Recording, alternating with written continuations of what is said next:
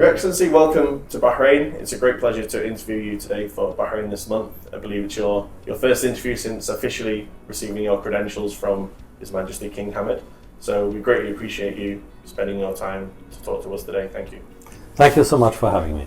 Okay, if you could start telling us a little bit about the dynamic of your ambassadorship, because obviously it's not quite like the usual ambassador interview where they have an embassy in Bahrain. Obviously your embassy is in the UAE and you cover Bahrain as well. Can you tell us a little bit about the dynamic of how that works? So we have a setup here, we have a honorary consul, so whenever I need something very immediate, I can always rely on him.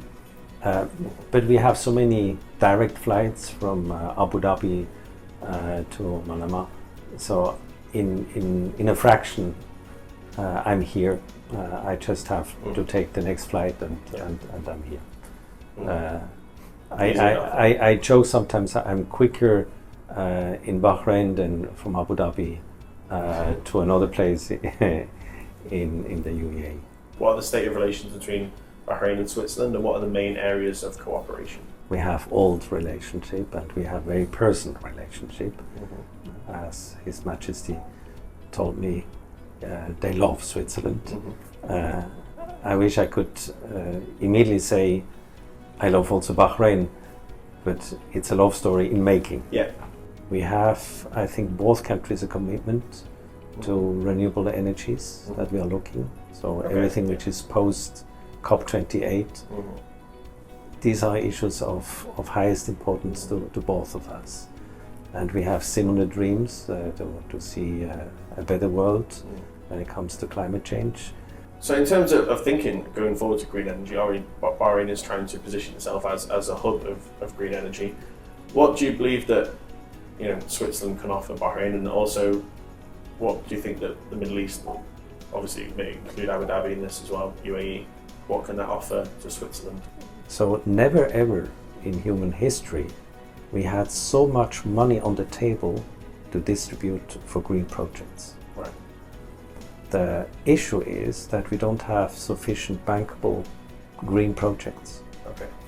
So we have also to enter a dialogue with interested parties to develop also such projects so that we can also finance them. I think today it's not the issue really of finding the funds. Right. Worldwide we have the funds, but it is to agree what kind of projects and to make them really bankable. What are your short-term goals and long-term goals for your ambassadorship here? Obviously, maybe thinking sort of the first year, and then what do you want to achieve by the end of your tenure? So for me, it's really to see opportunities, also to assist in few domains where I think that we have certain expertise, where I see also a few needs here, and to build these bridges and to build it quicker. What do you think your single greatest challenge will be? You received your credentials and you have an in-tray. What do you look at and think that's going to be my biggest task? If I look to the fabric of Switzerland, of industry, over 90%, actually it's 98% of our industry are small and medium enterprises. Okay. You have a big fish, but you have a lot of small fishes swimming with that big fish. And here the issue is how do I can attract also these highly versatile and highly tech-based and top-edge companies into a market like here in Bahrain to invest, for instance, also here in Bahrain. What's your aim, or what is your desire at the end of that time to, obviously everyone wants to bring trade up, but how do you foresee yourself actually accomplishing that? We have a very much bottom-up approach of how stimulate the economic exchange. So what I can do as an ambassador, as an embassy, is to create a platform. I can initiate to come with a business delegation here, and obviously this has to be then very successful. I can support also companies who express interest in Bahrain. I can also accompany them. I can also offer a few opportunities in terms of meeting people. And when I see also here opportunities to signal also to the industry back home that these opportunities are there. And I would, of course, very much like to see the opening of a Bahraini embassy in Switzerland, because I think we have to build the bridges on both sides. Sure. Is there, obviously you talked before about providing a platform, and you spoke about maybe an embassy in Switzerland. Are there any high-level delegations or MOUs planned in the next year or two, between either coming to Bahrain or going to Switzerland from here? Luckily, we have already signed most of the major treaties, so that framework is there, but we have, of course, to stimulate that. I think worldwide we are in a post-COVID recovery mood, but that we'll see, who is really in the market, really interested. I do believe that we have to offer quite important solutions here when it comes also to climate change. I'm thinking about, things like thermal panels, very concrete things that we can produce here, because you have the aluminium, you have the PVC.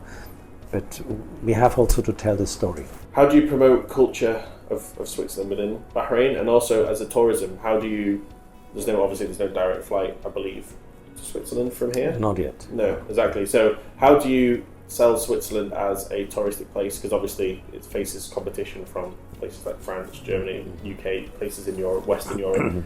How do you, as your job as ambassador, how do you elevate Switzerland as a destination for Bahrainis and for culture?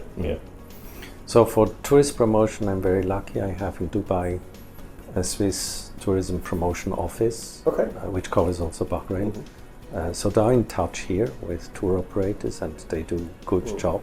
We see increasing numbers of tourism from Bahrain, but also from the United Arab Emirates, where we have 46 direct flights every week, which is tremendous.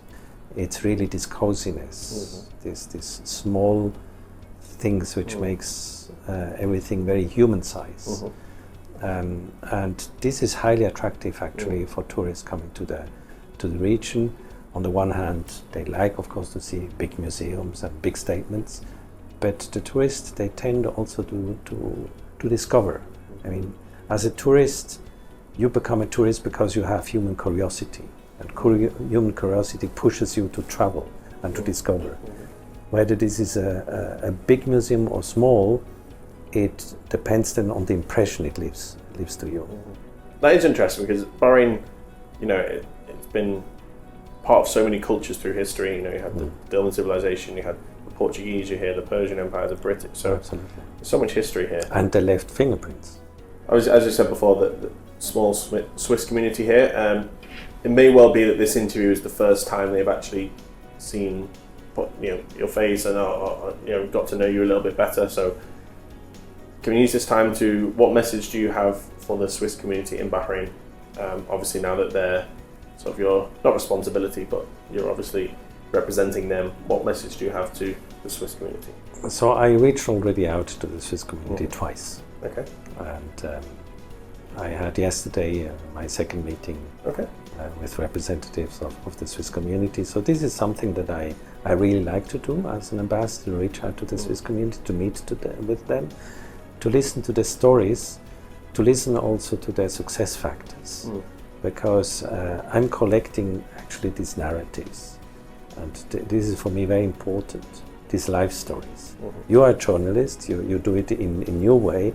I'm a diplomat, I have also to either to cross-check few things that I hear, but also to take the news of the Swiss community to understand also better, and if possible also to support them.